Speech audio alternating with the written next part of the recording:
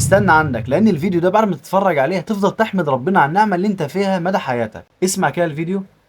كيف يعني الكفيف ما يشوف حتى أسود؟ تبوني أقول لكم أنا وش الشيء اللي أشوفه؟ غمض عين وافتح عين، وش تشوف بالعين المغمضة؟ ولا شيء حرفيا. ممكن في ناس تتصور أن الكفيف يشوف مثلا الضوء أو شيء بسيط. تخيلوا أن أنا حتى حركة يدي هذه ما أشوفها.